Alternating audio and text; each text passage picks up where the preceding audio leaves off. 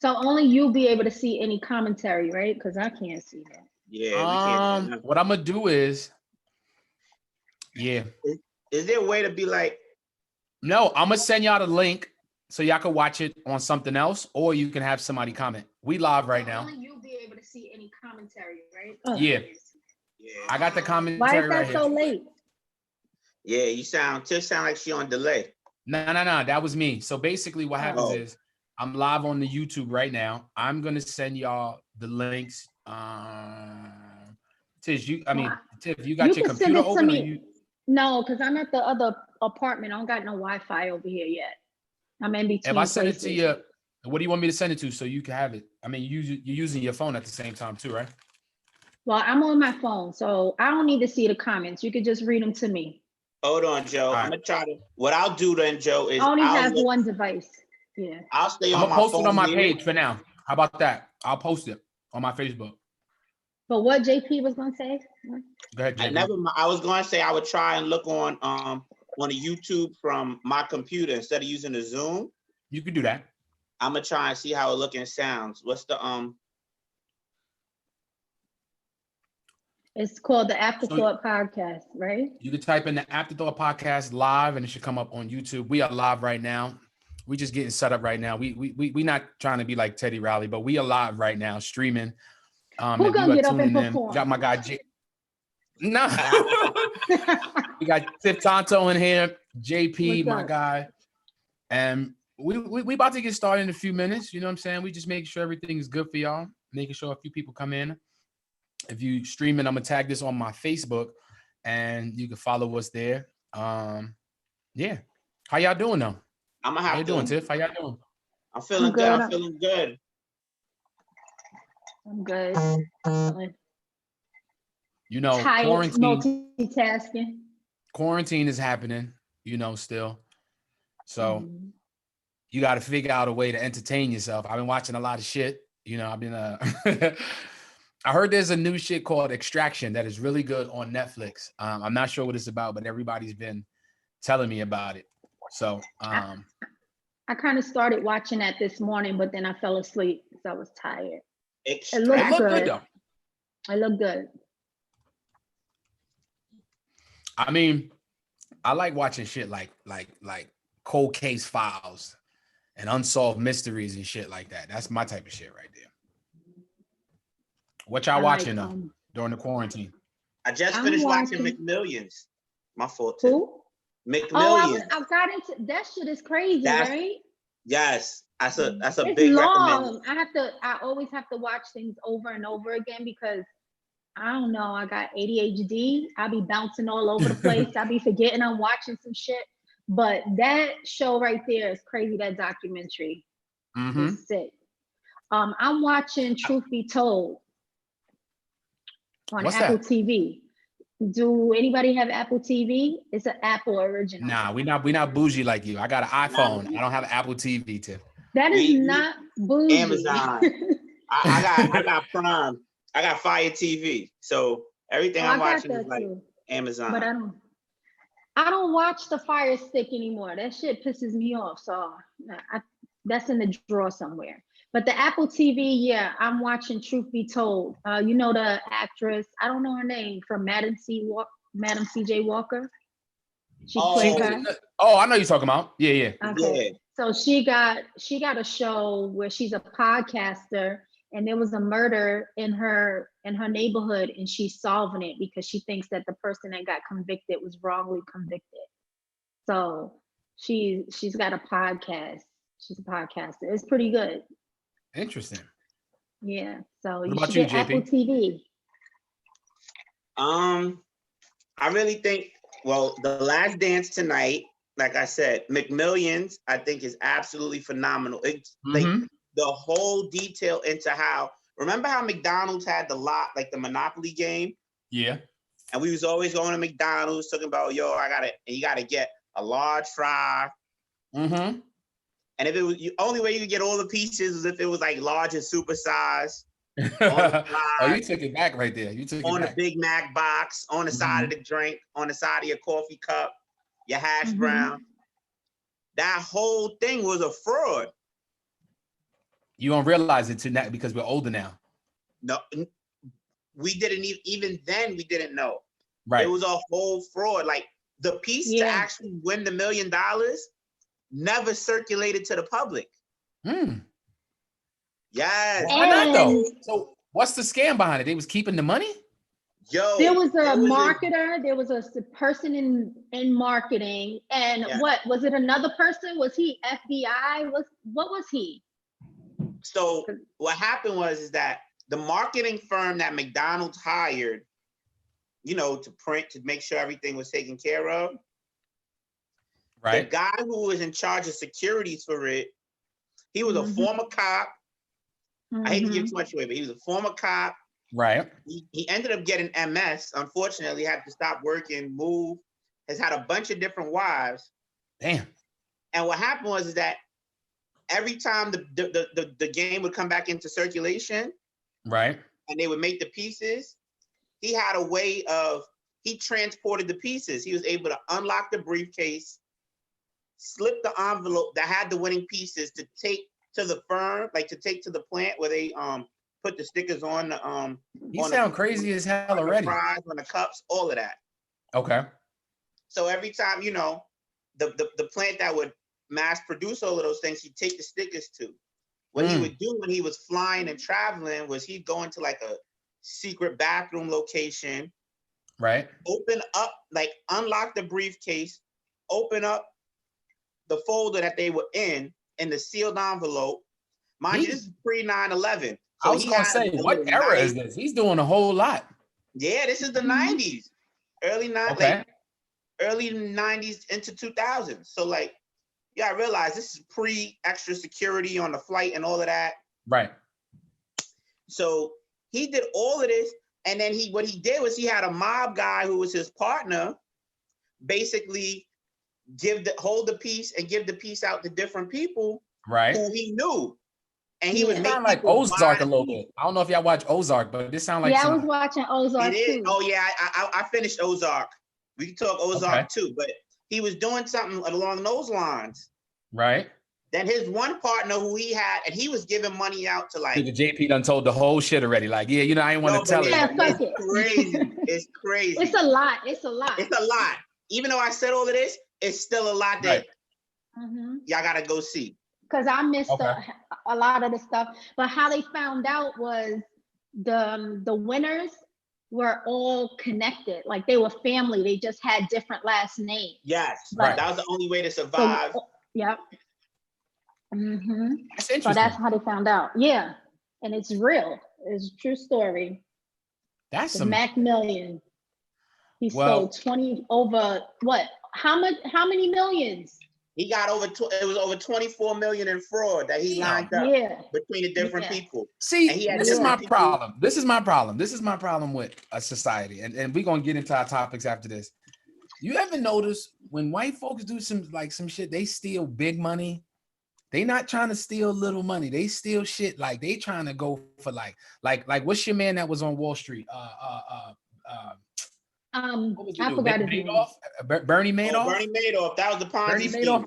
Bernie Madoff was taking hundreds of millions of people's hard-earned work money and was like, "Fuck it, I'm going out buying myself a boat. I'm buying myself a mansion." Bro. Like, why can't we get like that? Like, why can't we steal? Because they're not letting us get that close to do nothing. Exactly. We're already suspected of doing it. Exactly. And the thing is, we don't suspect, even us Black people, we don't suspect the white person to be doing anything shady. Right. Even on the smallest level, we don't expect them to be doing anything shady. But that's how they paint the picture that white people that's white supremacy. White people, Jesus is now white. You know what I mean? Your corporate is white. You know that's what they're teaching us. So we're all looking at white people as the savior, as the honest person. We don't, and we look at ourselves like, you know, you shady. So this is why they get away with it. And we continue to let them get away with it. I feel like we live in a crazy era right now, and this is a perfect segue, especially with like relationships. I know we've all been in relationships. We've grown. We've been in some good ones, some bad ones, and I want to start with, you know, get more into the toxic relationships, like how that can affect someone. Maybe if you don't realize it, it's affecting you. But I know for me in the past, sometimes you don't see the toxic hitting you. You know what I'm saying? Because you're laying in it. You know what I'm saying? Like it's not as obvious. Sometimes you got to wait till you be like, hold up. Well, after the fact, like after I'm diagnosed with some toxic shit, I'm like, well, it happened going back. So I think what that looks like to people tuning in and watching, I think negativity, you know what I'm saying? Or, I mean, there's many layers to a toxic situation, whether that's somebody bringing negative energy, insecurities and things like that. But like for me, I know negative energy has been something, and insecurities has been, I want to say, the callous of a lot of those situations where I've been like, what was I doing? You know what I'm saying? Like, and I know I'm not perfect. I'm just saying I can see that type of energy and be like, whoa, I ain't with that shit. I ain't with none of that. So insecurity on the partner's part, or insecurities on your part? Did you see it? No, I'm saying not the insecurities on my part. I would say insecurities more on that other person. That's what brings that toxic energy in, because it's really like I'm sitting here saying to myself, is it me? And I'm like, nah, it's not me. I know I'm this and that, but I'm not that. You know what I'm saying? So I think that can be toxic. So I'm just saying, do y'all think not only that, what else can be toxic in a relationship? Well, I found it like being in different relationships. I think that a lot that has to do with it is unresolved issues, you know, trauma wounds, you know, like we all been through something. If we go back to our childhood and you really, really think, even some things that you probably don't even remember, if you sat down with a shrink and you started to unpack, you'll be like, oh shit, I was abused. You know what I mean? If you used all, you know, took everything into consideration. But people that don't, that aren't dealing with their issues. They're struggling with issues, but they're not dealing with it. So then you got two people. You got somebody that is dealing with it. You're doing the work and everything, and then you're partnering up with someone that is struggling. That's toxic in itself, because now you got someone that may have dealt with abuse, childhood abuse. That's a fact. You know, whether that was sexual, whether it was emotional, mental, physical, all of that. So they have all of that, and because they're not dealing with it, if they're not dealing with it, that comes into you, and they bring that into the relationship, and then now you find yourself heightened with anxiety, you know, stresses, and all of that toxicity, along with your own baggage. You know what I mean? Because we all have baggage. We just can't excuse the fact that, you know, you might not have baggage, but shit, do it way out. You know how you go to the airport? You know how you go to the airport and they always say it's 50 pounds the minimum with the bag? And then you start throwing some shit away. Come up 55? Yo, that's what I just did when we came back from Jamaica. You know how you go, your shit is all right. You come back, it's like you got all of this extra shit. Like, what was in the airport just throwing shit away. Like, throw that shit away. I'm not paying another $40 to all types of shit on top of this $50. Nah, they good. I'm good. What you think, JP, about toxic relationships? Then what can be the factors of it? I think a lot of it is what you guys already covered on. A lot of it is a byproduct of the environments that people have grown up in. Right. Like a lot of times, I don't think people take into consideration how different or how toxic or how not right the situations that they grew up in, or how certain behaviors that they were around were just not acceptable and not okay. Right. So there's a lot of times where people just don't really understand each other because they've never experienced what the partners experience, or they've never seen or been exposed to those things. So things that can make people insecure, or things that can make people self-conscious, another person may not necessarily feel that way. Right. We have a lot of people who have been raised, something I always talk about, like a lot of people who had to grow up and had to survive growing up. Right. If you grew up only learning how to survive and not growing up where you had love, support, positive reinforcement, That's a where fact. you've been able to be challenged positively.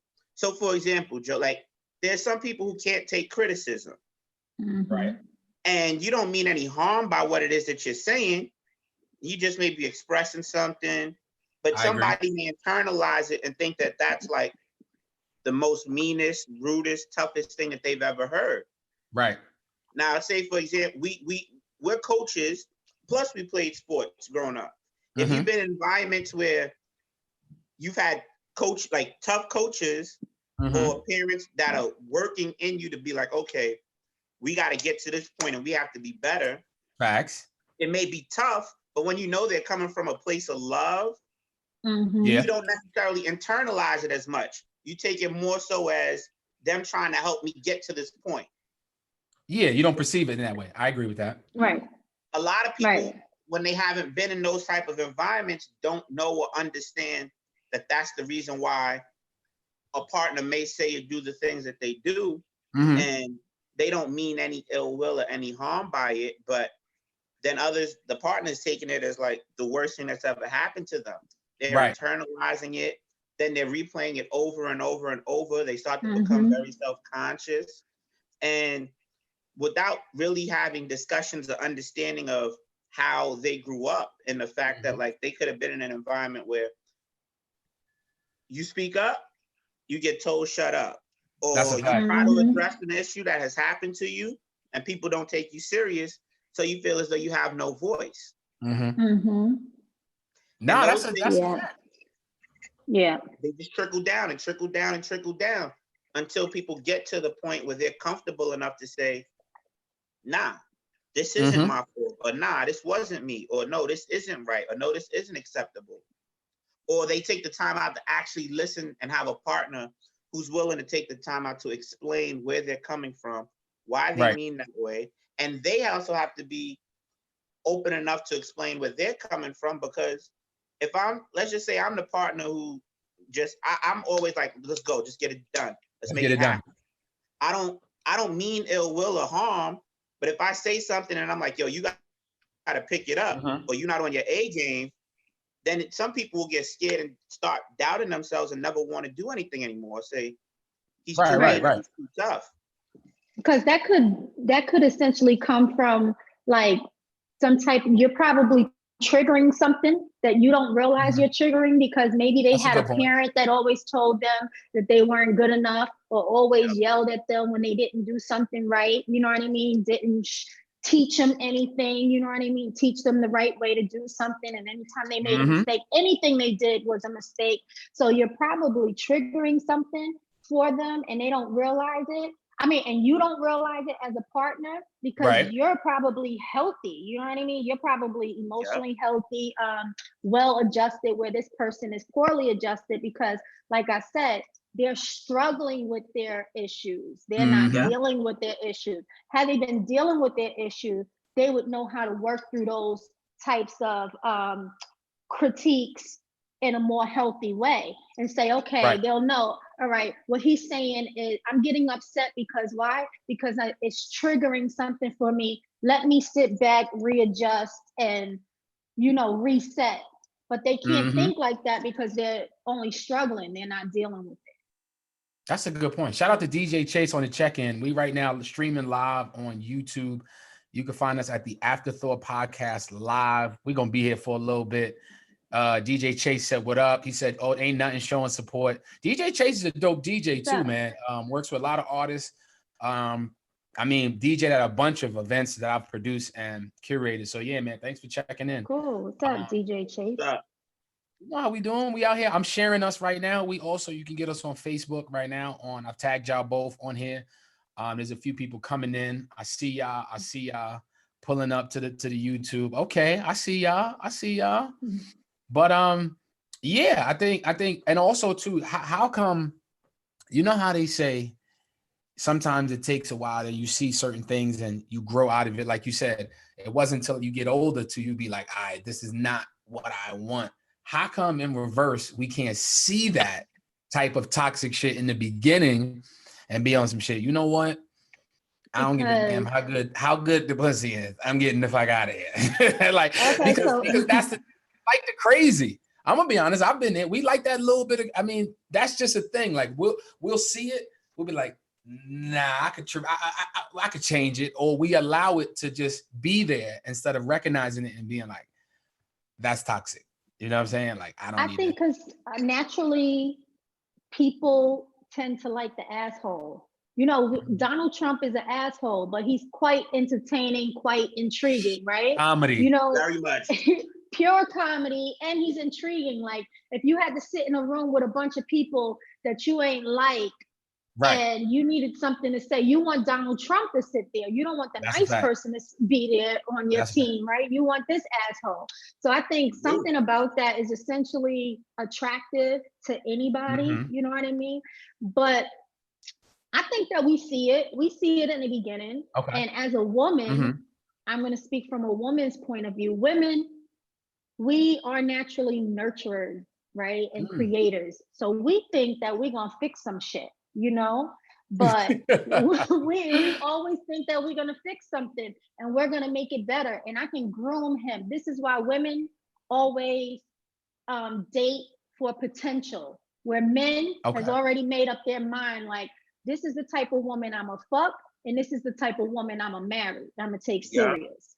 Yo, Men have better standards when it comes. Y'all have higher standards when it comes to choosing. They say women choose because ultimately we do choose because we have to say yes, unless you just a stone cold rapist. Like, no, you're gonna be my wife. You know what I mean? But we choose ultimately, but men choose wiser than women. Y'all choose with logic and I can't pronounce practicality. That word right I got you. Practicality. You're That's right. how men choose, and women choose with emotion and the like the fantasy of, I'm gonna fix him. I'm gonna nurture him. I'm gonna, you know, because we're mothers and we're creators. And then you got women that just think somehow their pussy is just magically delicious. It's no, men like variety That's too. A fact, yeah. So we like That's a fact. lot of magical, delicious pussies. You know what I mean? So I want a lot of them. Yo, you know, that is the absolute truth. Okay. And I just think that we see it. We see it, but we want to JP. fix I see you wanting to jump in on there. Go ahead, JP. Nah, but wait, I want it's because Tiff hit the nail right on the head right there. Like, she's absolutely right. And I was gonna say the exact same thing. But it's because of that, when I think where we have the big divide that happens sometimes is when men know what they want. Sometimes women aren't receiving the fact that, okay, this is what he wants. Like, women do want to fix things so much. Right. And in many instances, when we have a divide when we have a divide now is that if you come across men who actually are about their business, who make it happen, who are comfortable in their skin to a certain extent. Right. I think so many women have been used to being like having to maneuver the pieces on the board. Okay. Instead of just being able to be like, you know what? Let me just be able to relax and enjoy this situation. Right. I like that. Now, when they realize, okay, I don't have to do as much fixing, what now happens is that they now have to feel as though they have to sell themselves for the aura of who I am, to make that shows why I'm the best candidate or the best person to be with. Right. Yo, first of all, we getting comments crazy right now. Shout out to Uni in the room. She goes, she's right. I second that, Tiff. Oh, what's up? Shout out to Dad's in the building. I see you, homie. I see you. Yeah, we on the YouTube live, so they saying their comments. So keep it going. Yeah, my fault, JP. I just want to. That's cool. I'm just sitting here saying that I think a lot of times we get to those places and stages what Tiff is talking about at different points in our lives. Right. So some women are still in the nurturing phase, and some men are still in they need to be nurtured. And then you'll have men who are very well established, who aren't really looking for nurturing. They're looking for what you can conveniently add to help make this situation better. And some women are like, wait, if he doesn't need this from me, or he doesn't need that from, like, what makes me so special? Mhm. And I think we have to get out of that. Some women, unfortunately, and fellas do a bad job at this too, because I think men not being on their A game is what precipitates a lot of these issues, to keep it all the way 100. Right. So fellas, we have to start out being better and establishing what it is that we need, instead of being still so dependent upon. Like, so I want to piggyback off of what you're saying too, JP, and I'm sorry. No, you good. Go ahead. Go ahead. If you notice, the people that tend to want to fix everything are the most broken people. They're broken, so they want to fix. And then by the time, you know what I mean, this woman, and I'm speaking as a woman, and I'm speaking from my own experience, because now I'm at the stage where I don't want to fix shit. You know what I mean? Because I just want to fix me. I don't want to fix a man. I don't want to build a man. I want to compromise with a man and meet him halfway, but I don't want to fix anything. But thinking about like who I was, maybe even last year, right? Being broken, you want to fix something, because there's something about you there's a codependency there, and there's a narcissistic trait there that makes you think that you can just fix some shit and then walk away with the badge of honor, like, I did that. You know what I mean? That's because you're broken.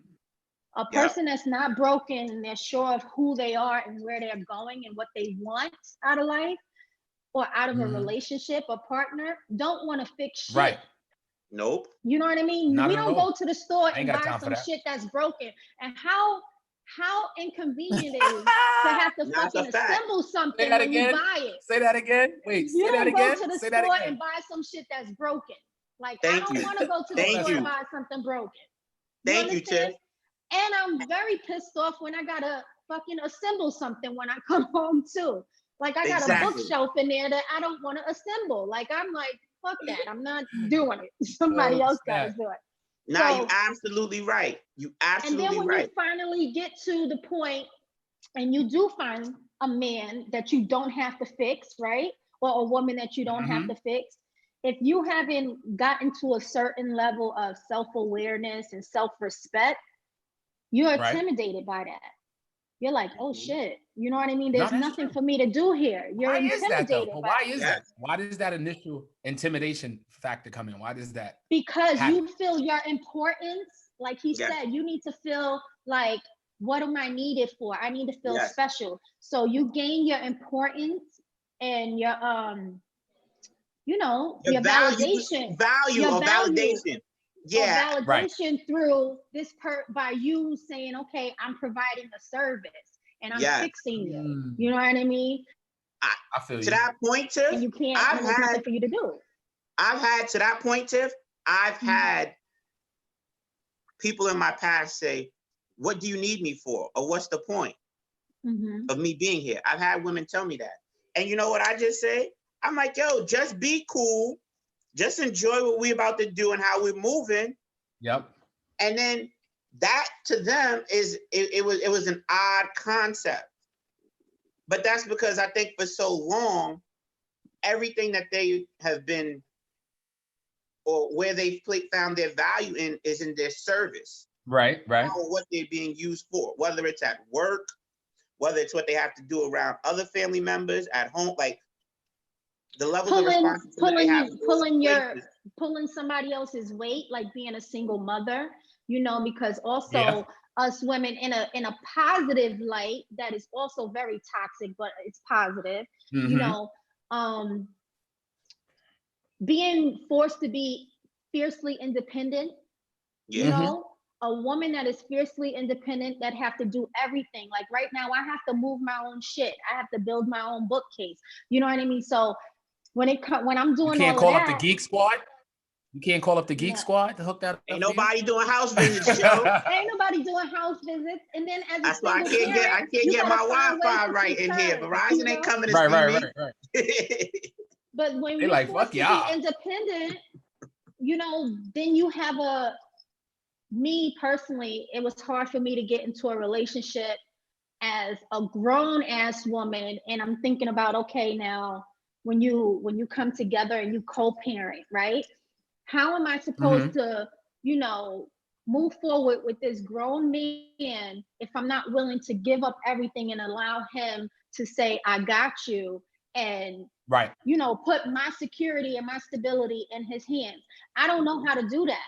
So then, because I don't know how to do that, the way I respond or react may come off toxic because I don't know how to do that. No one's ever said I got you. And if they did, they didn't have me. I only have me. You understand? So then that's toxic going into relationships. You know what I mean? Not trusting. Maybe I'm not trusting you. Maybe it's not infidelity, but I don't trust you with my stability. Yeah. And that is more, I think that's been more of an issue, an underlying issue within our community than we actually address. Mm-hmm. We always talk about fidelity, cheating, access to just being out here, being loose.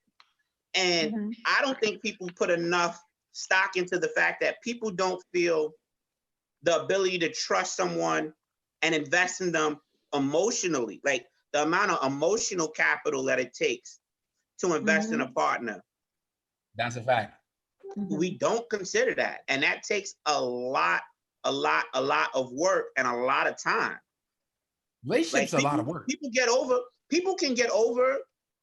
It's funny, but I think people get over someone physically cheating on them faster than they can get over the emotional letdown or the expectation or the disappointment and expectation of someone saying that they're going to be able to make something happen. Right. And they sell you something big or something extravagant or just something simple as far as saying like, yo, I'm going to come pick you up and we're going to do X, Y, and Z. Like, just moving. I'm picking you up Saturday, we going to IKEA all day. That's the follow through. If the follow through and the execution ain't there, as much as she may not make a bigger deal out of it, as she may vocalize your infidelity, she's more, I'm sure women sometimes can be more, and you speak to it, can be more bothered by the fact that in a critical moment like this, where I'm in a transitional phase, you say you're going to do something and be there, and you can't do it. What am I going to expect from you later? It's kind of like, it's kind of cliche to be like, oh, well, niggas is going to cheat or people going to cheat. It is what it is. But that is so true. As a woman, when I think about any past experiences that may have hurt me or disappointed me, it wasn't really the cheating. And not because I just accept anything or I'm a complete pushover or I don't, value myself. It's just because I also know, and I'm not giving an excuse, you know what I mean? I'm not excusing it or condoning it, but I also know that men are naturally hunters. And I don't think that y'all are really built for monogamy. So there is kind of like some unspoken understanding that this is why women— Hold up. When you say not built for monogamy, break that little part down. When you say not I built kind of agree, Joe. It's hard, but I'm saying for the fellas that's watching and may not understand that part. That's what I mean. I just don't think that men are— not all men. I'm not saying all men because I'm glad you prefacing it. I'm glad. Yeah, I don't generalize because I don't want nobody to generalize me as all women, every woman. You know what I mean? So don't do that to me. I'm not gonna do that to you. But I just think that men aren't built. Some men aren't built for monogamy. If it was okay by every woman and you would not have any drama, no kickback, most men will sign up for, and they can afford it, you know what I mean? They will sign up for multiple women. You know what I'm saying? Okay. So that cheating part is kind of like, that's human, not that I want to be cheated on. I don't want to be cheated on. I don't want to be betrayed. I don't want to be susceptible to any fucking diseases or babies that you might be having outside of us. But what's hurt me the most is the constant letdowns, the disappointments, the putting my security and my stability in your hands, and you never showed up. You never followed through. So that's probably why I deal with some abandonment issues now because of that, So I think that women are more, what's most important to us is security, because that's what a man is supposed to do. A man is supposed to provide security. They're supposed to protect us, and that's what we just want from our men. You don't have to have, for every woman, for the decent, good woman, you don't have to have it all. You don't have to have money. You don't have to have all your shit together. You know what I mean? You just don't. It's not about that. It's just about being the man you say you were gonna be. Yeah, that's consistency. it. Consistency matters. I'm gonna get what I always and being say, honest about what you can't do. Don't sit here in front like you can handle all of this shit, and you can't. And you're just talking off your hip, and you think that a fucking rabbit is gonna jump out a hat. Talking off your hip. No, then you lose respect. Then the woman lose respect, and that's when she starts to degrade you. Fellas, and then you don't feel right as a man. That's an absolute fact. Very profound. And ladies, y'all gotta stop doing the same thing profound. Too. People in general, stop selling dreams. Stop selling dreams. If that's not your life, if that's not what you can do not come across and sell yourself as though I'm able of doing something so magical and magnificent, and you just a satisfactory player. Yeah, don't tell me you gonna bring me the stars, the moon, and all this other shit. You ain't got it. Don't do it. That's the problem. Close to it. People have to stop overselling themselves. Right. Tell me you're gonna take me to the planetarium. That's it. Exactly. Right. I can't bring you the moon. I can take you to the planetarium. You like that? Yeah, I like that. That was sweet. Right. Don't tell me some shit. So my thing is realistic. This is something that I think happens in a lot of relationships after you get in a relationship, or sometimes right before you try to fill a void. And I think that's a perfect segue into we've all probably been there, whether we want to admit it or not. We've settled, I guess that's the word, settled or taken the lighter path because we just kind of like, I'm gonna fill this void. They remind me of something, or at the same time, it's just, it feels normal, it feels comfortable. You know what I'm saying? Comfort doesn't necessarily mean settling, in my opinion. Right. So, true. Explain it. Yeah, because when you say settle, I feel as though if I'm trying my best to always dictate the narrative for what it is that I'm doing, just because something is convenient and may work out in my favor, I don't necessarily think that means I'm settling. That means I'm going to take this come up for the time being. You surviving. I'm understanding and accepting what the situation is. And then I'm gonna run it up for right now, and then we get back to it later. Yeah. That's what it is. That's what it is. And see, I think settling is when you have a real investment, or you put a whole lot of time, energy, and work into something. And now, after all is said and done, you're looking at the fruits of your labor like, this is it. And because that's it, you're just going to say, okay, I did that, so I'll just stay here. Sometimes you have to go and say, I still got to do a little bit more. Or so see, that goes to what I said earlier. Like when men choose, they choose wisely. So you're not emotional. You're like, okay, I can play ball over here. You know what I mean? But I'm a build a house over here. You know what I mean? And you're very intentional. Whereas women, we find ourselves settling because you may have sold a nice dream, or she made up in her mind that you're her man. I mean, when we grew up and we had crushes, right? On like celebrities, women would go crazy and be like, no, Trey Songz, that's my man. She don't give a fuck if he got a real girlfriend in real life. This is why they tell celebrities, you're not in a relationship, you're single. You know what I mean? Because women make up in their mind that this is my man, so we settle. Denzel been all my auntie mans. My auntie's fighting over with Sanaa Lathan. Sanaa Lathan, and that means you gotta throw her up there.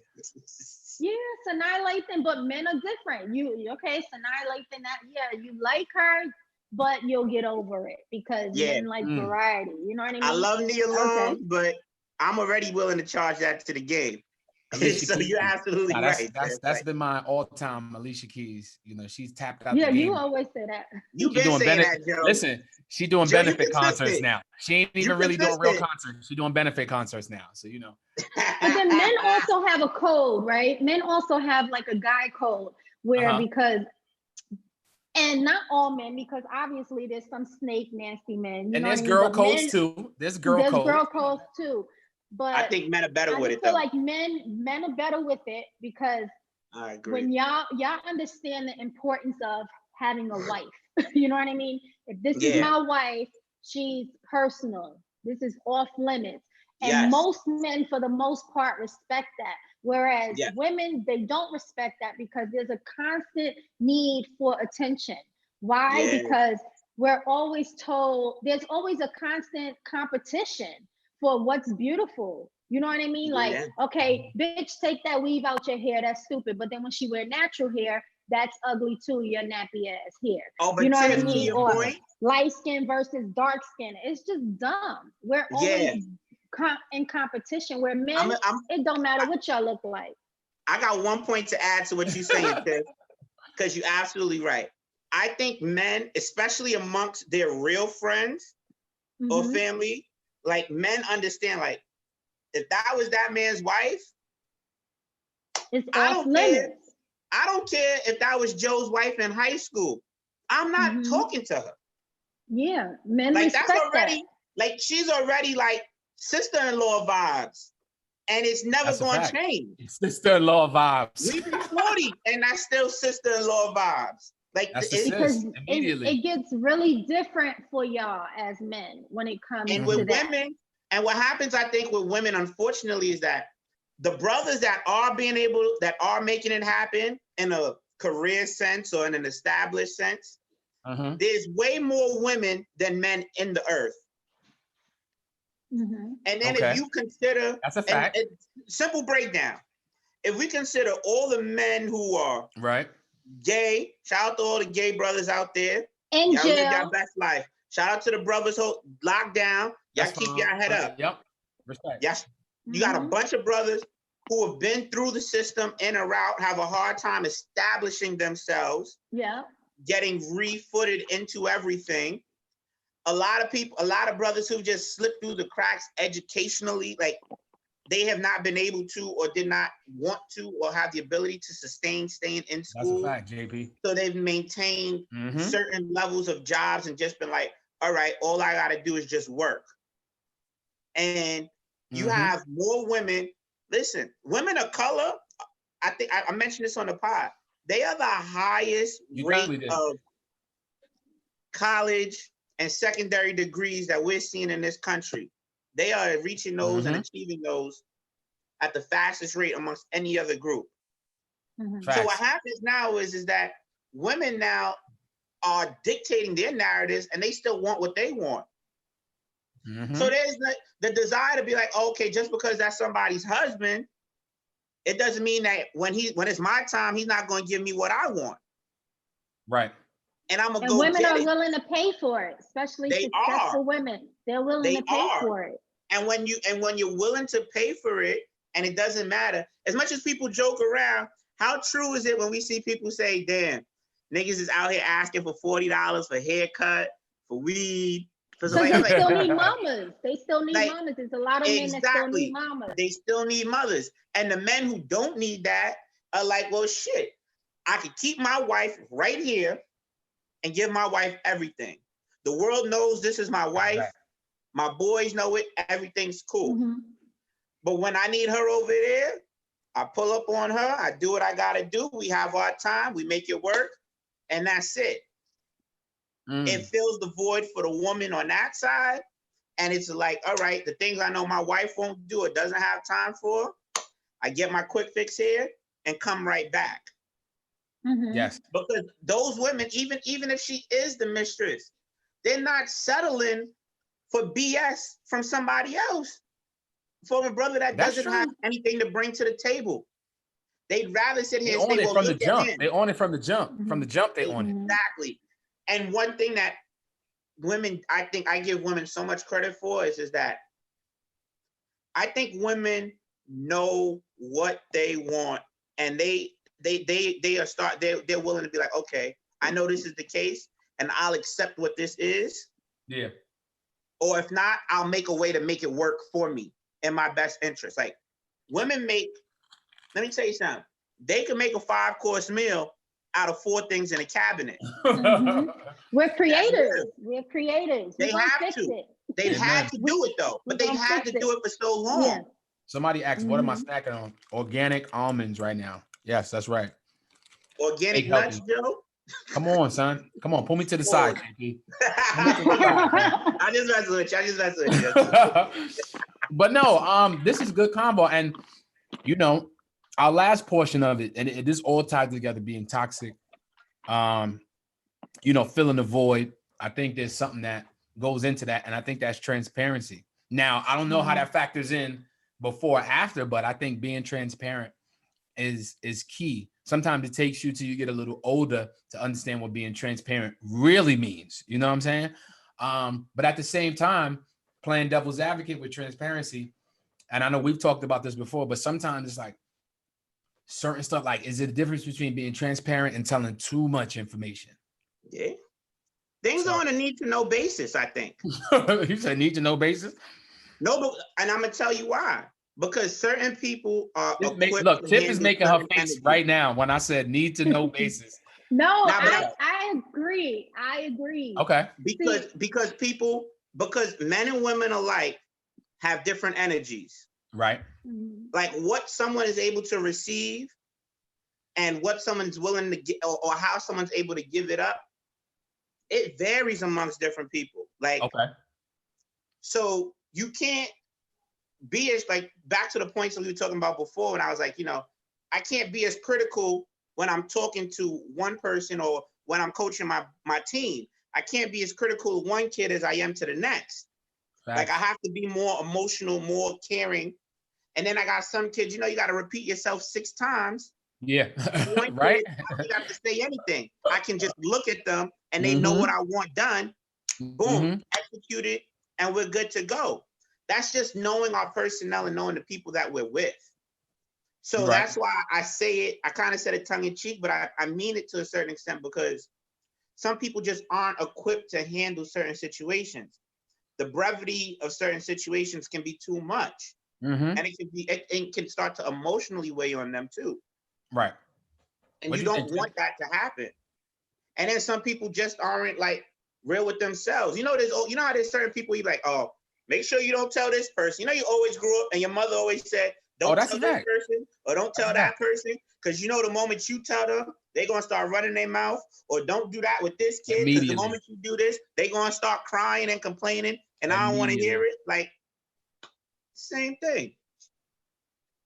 I totally agree with that. I don't think that for a person like me, I'm very transparent.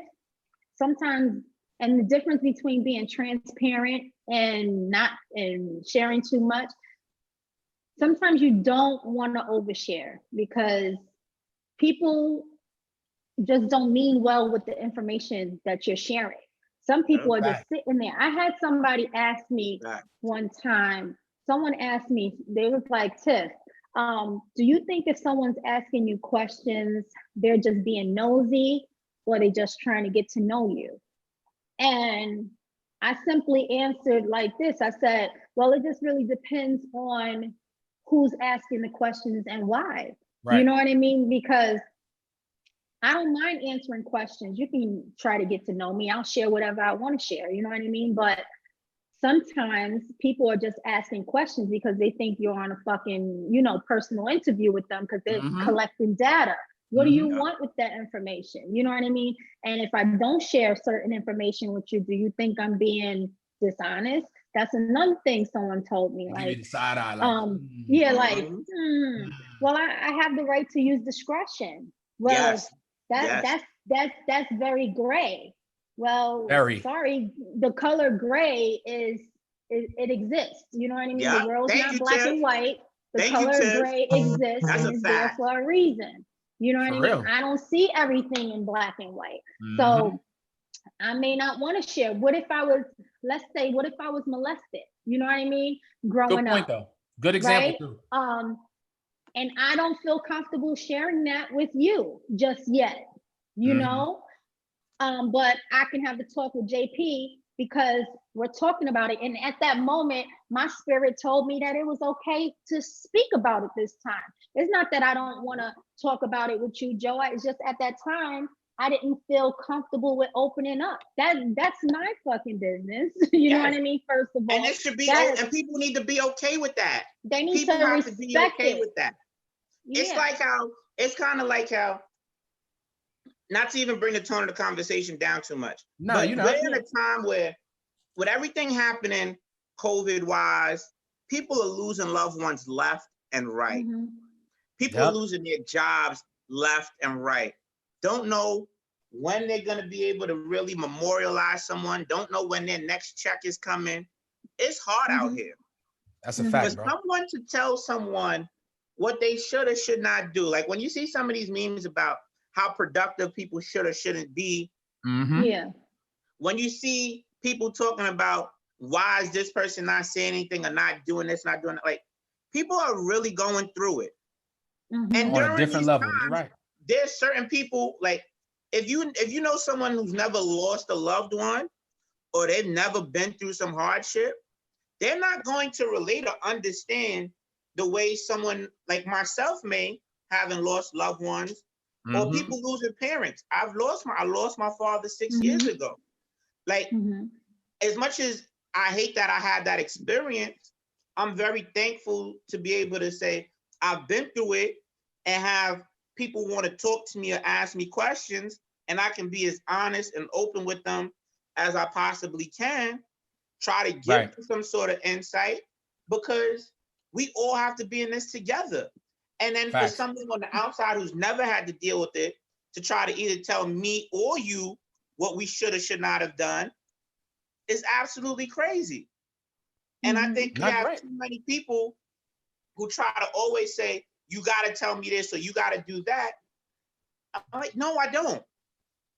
I don't have to react this way. I don't have to talk to you this way or express these things to you. Because if you can't receive what I'm saying or understand where I'm coming from, it is absolutely pointless. Then I shouldn't be talking to you anyway. Exactly. And that just expresses the point that I can't talk to you. You're not the person I should be talking to because you're supposed to respect my boundaries. If I have a boundary, respect my boundary because I'm going to respect yours.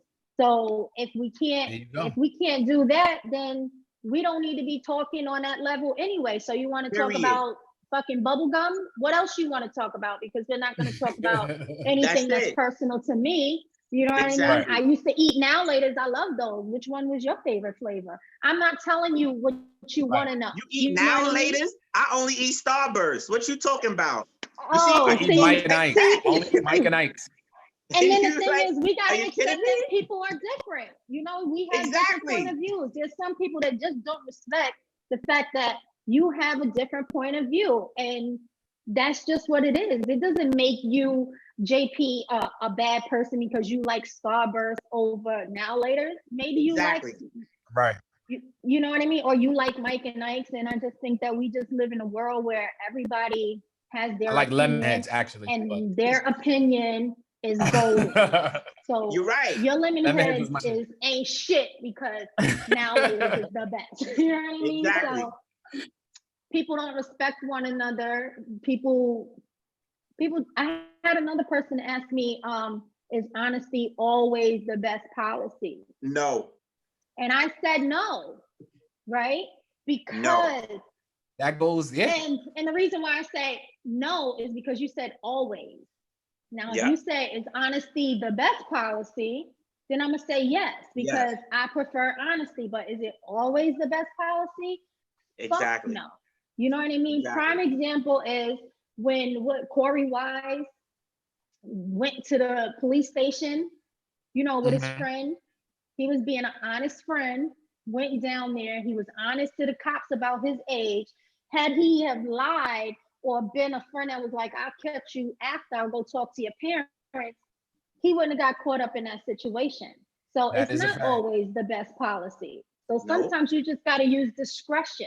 Yes. Okay. Mm-hmm. So Yes. it doesn't make me wrong, because what's honest is I don't want to fucking go to jail, and I don't trust the police. So, Yeah. and I don't want to sit in a police You ain't station trying to for deal with that type of how smoke. many hours? Exactly. I'm not built for that shit. So me being honest would be taking my ass home. That's me being honest. No, You that know is. what I'm saying? That is. So That is. honesty doesn't always work out the best for the person that wants whatever they want. You know what I mean? You want the truth, whatever truth you're looking for. That's not, that's the truth you're looking for. That's not my truth. My truth is I'm leaving. Exactly. I'm going to fuck home. And we have to stop having convenient. You're right. To that point, we have to stop. People have to stop expecting convenient narratives, things that only work for them. Because life is not that way. Right. In anything it is that we do, it doesn't work that way.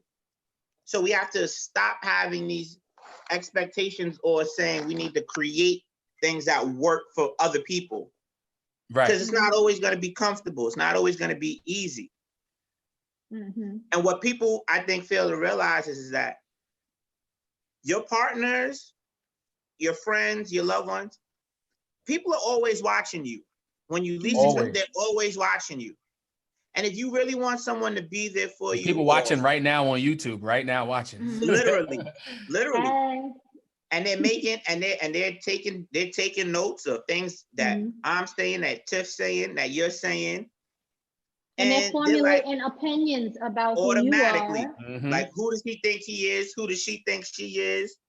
Why is Joe thinking he could do 8 different things? Like, this guy works more than a Jamaican grandfather. Like, no, Joe, you can do 8 things really well. So this is why you do it. Especially if you can handle it. If you can handle it, and that's what you do, then you do it.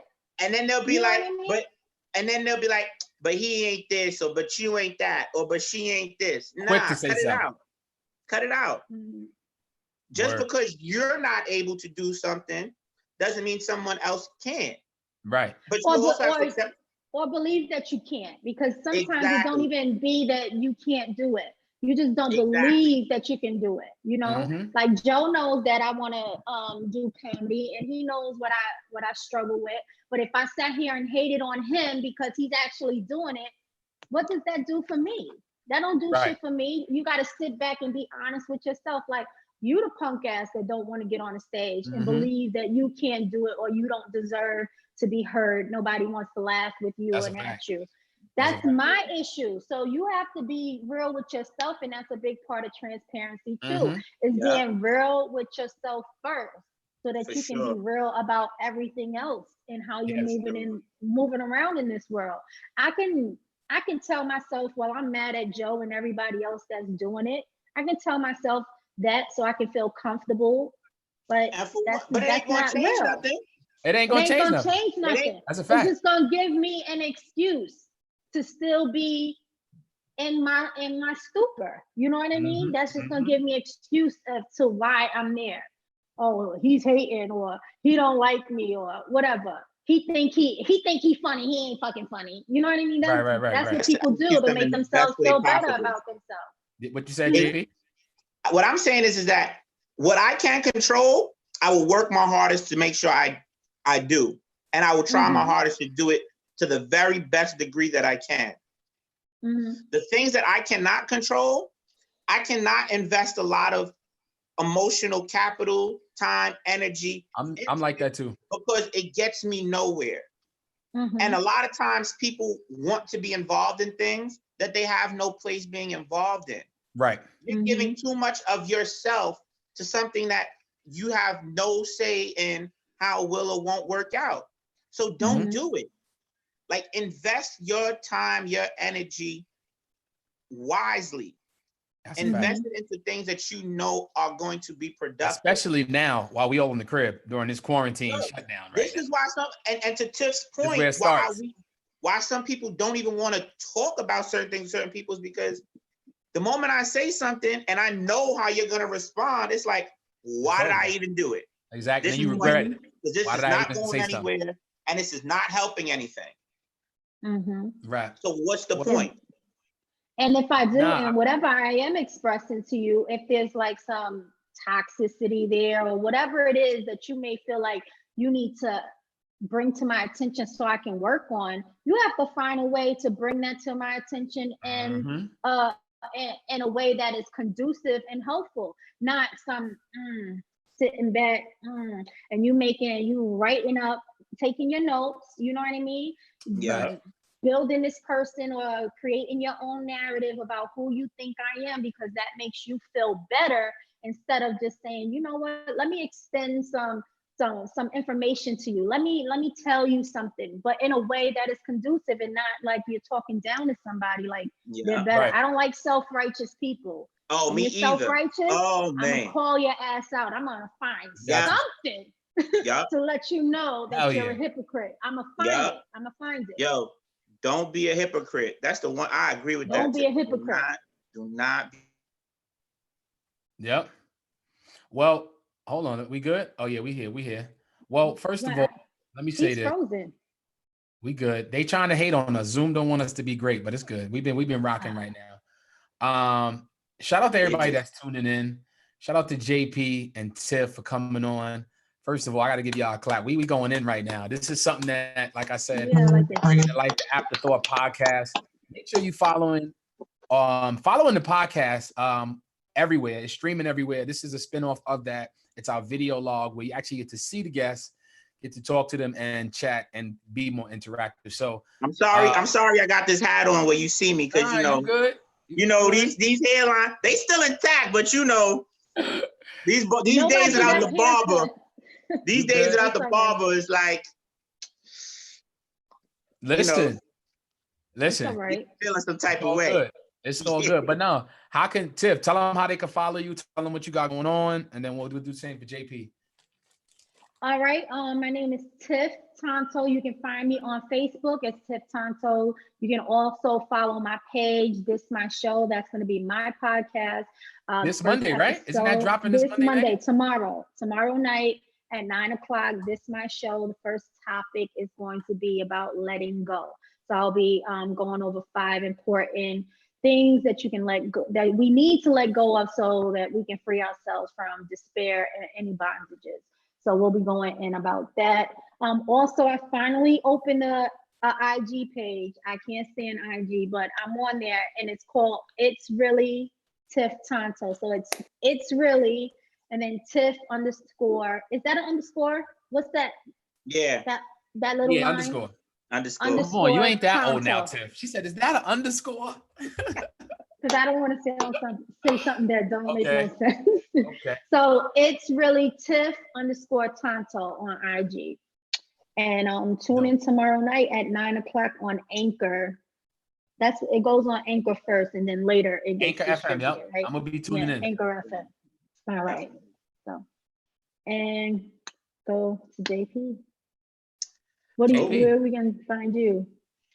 I'm in the crib. That's where everybody is, essentially. In the crib. But aside from that, Twitter, Instagram, same handle at JPC, the number 2 KLUB. You're just gonna see me doing what I do, sharing positive energy. All day. Giving love, spreading love, showing love. John Paul Campbell on Facebook. I'm just really thankful for the opportunity to be on here chopping it up with my brother, with Tiff. I really think we have so much that we can share and give to the world. And I'm just all about promoting positive platforms. I'm all about paying it forward. And you're going to catch me here. You're going to catch me there. And until outside is normal, until outside is good again, holla at your boy. Keep showing love. Take care of our local businesses. Salute to all of our essential workers, everybody on the front lines. And there it is. Afterthought Podcast Live. The vlog is officially off and kicking. This was the vlog 1. Make sure you follow us. Make sure you tuning in. Make sure you follow Tiff. She got her joint airing tomorrow night. What else we got coming up? I got the live music streaming tomorrow night, Facebook Live. I got a bunch of artists coming through. We got some artists from around the nation tapping in on Zoom, and you'll be able to get to enjoy the music from the comfort of your own home. What time is that tomorrow? Tomorrow night, 8:00 Eastern time. If you're on the West Coast, 5 p.m. on the West Coast. So look out for that. And yeah, stay tuned. We're going to have more special guests on the Afterthought Podcast Live. I'm your man, Joe Hill. One more time, thank y'all to Tiff and y'all. I appreciate y'all. Y'all be blessed. Thank you. Appreciate you, Joe.